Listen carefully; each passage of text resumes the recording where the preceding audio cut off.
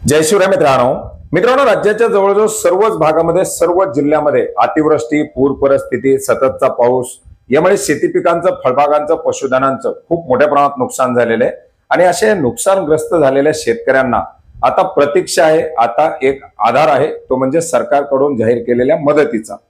मित्रांनो, शासनाच्या माध्यमातून आम्ही शेतकऱ्यांना वाऱ्यावरती सोडणार नाही। लवकरच शासनाच्या माध्यमातून नुकसान भरपाई दिली जाईल, दसऱ्यापूर्वी दिली जाईल, दिवाळीपूर्वी दिली जाईल असं सांगण्यात येतंय। मग खरंच ही शासनाच्या माध्यमातून दिली जाणारी नुकसान भरपाई शेतकऱ्यांना पाठबळ ठरू शकणार आहे का, शेतकऱ्यांचा आधार ठरणार आहे का?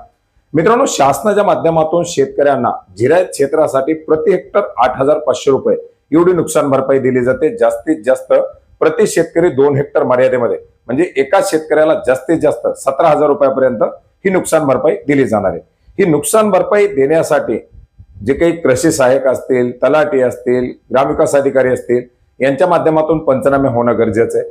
ते पंचनामे करत असताना बाधित क्षेत्र किती झाले, किती टक्के झाले हे सगळं त्या ठिकाणी पाहिलं जातं आणि त्या अनुषंगाने पुन्हा त्या शेतकऱ्याचं झालेलं नुकसान ठरवून त्या शेतकऱ्याला नुकसान भरपाई दिली जाते। एखाद्या शेतकऱ्याचं 2 हेक्टर क्षेत्र असेल, 1 हेक्टर बाधित दाखवलं जातं, त्याच्यामध्ये 80% नुकसान दाखवलं जातं आणि मिळणारी नुकसान भरपाई साहजिकच कमी मिळते।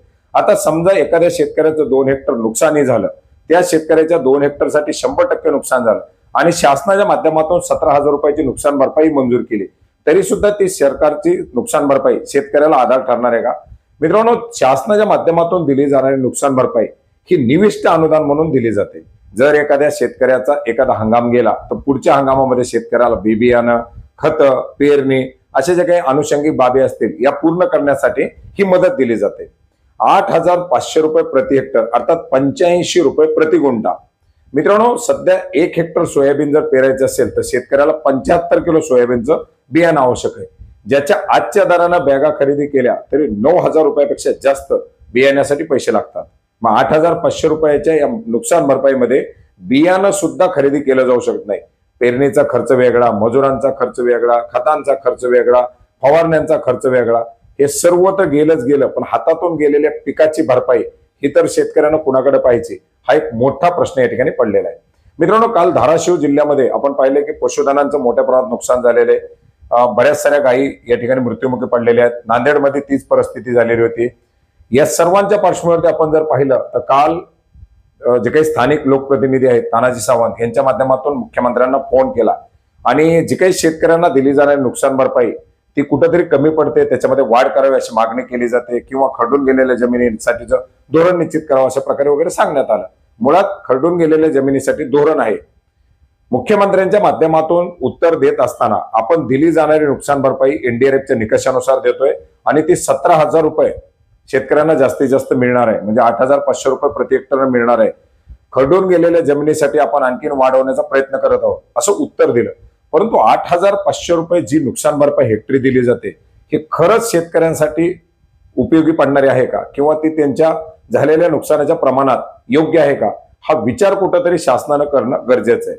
मित्रांनो, आपण पाहिलं की पंचनामे करण्याची प्रक्रिया पार पाडली जाते। ज्या भागामध्ये नुकसान झाले सरसकट नुकसान भरपाई मिळणं अपेक्षित असतं। नदीच्या काठच्या नुकसान भरपाई केल्या, बाकी गावामध्ये पाणी साचलेली, पिकं गेलेली ही सुद्धा त्या ठिकाणी पाहणं गरजेचं असतं। कालचं जालन्याचं उदाहरण पाहिलं की शेतकऱ्यांना अक्षरशः त्या आलेल्या अधिकाऱ्यांचे, कर्मचाऱ्यांचे पाय धरायची वेळ आलेली की साहेब आमचा पंचनामा करा, पण साहेबांच्या माध्यमातून तिथे पंचनामे करण्यासाठी नकारात्मकता दाखवली जाते। म्हणजे अनेक परिस्थिती अशा राज्यामध्ये निर्माण आहे। काही मीडिया समोर येतात, काही मीडिया समोर येत नाही। काही शेतकऱ्यांना तर आणखी माहिती नाही की आपल्याला पंचनामे केल्यावरती नुकसान भरपाई मिळते। अशा शेतकऱ्यांच्या जमिनीचे सर्वे नंबर, त्या शेतकऱ्याचे आधार कार्ड, त्या शेतकऱ्याची माहिती मागितली जात नाही। ते शेतकरी नुकसान होऊन रडत राहतात, पडत राहतात आणि पुन्हा शेती करतात। त्या शेतकऱ्यापर्यंत सरकार पोहोचत सुद्धा नाही अशी परिस्थिती। पण ज्यांच्यापर्यंत पोहोचते त्यांना तरी या 8,500 रुपयामध्ये काही होईल का हा विचार कुठेतरी गांभीर्यानं करणं गरजेचं आहे। शेतकरी पूर्णपणे कोलमडलेला आहे। गेल्या 5 ते 6 वर्षामध्ये मोठ्या प्रमाणात नैसर्गिक आपत्ती होत्या आणि या सर्व नैसर्गिक आपत्तीचा कहर आता या 2025 मध्ये झालेला आहे। झालेलं नुकसान हे अतिशय विदारक आहे। त्याच्यामुळे ज्या ज्या भागामध्ये नुकसान झालेले त्या भागामध्ये सरसकट मदत जाहीर करणं गरजेचं आहे। शेतकऱ्यांना ज्या ज्या काही नुकसान भरपाई या ठिकाणी दिल्या जातील, जे जे काही दिलासे दिले जातील ते देण्याचा प्रयत्न केला गेला पाहिजे, हीच एक माफक अपेक्षा। धन्यवाद।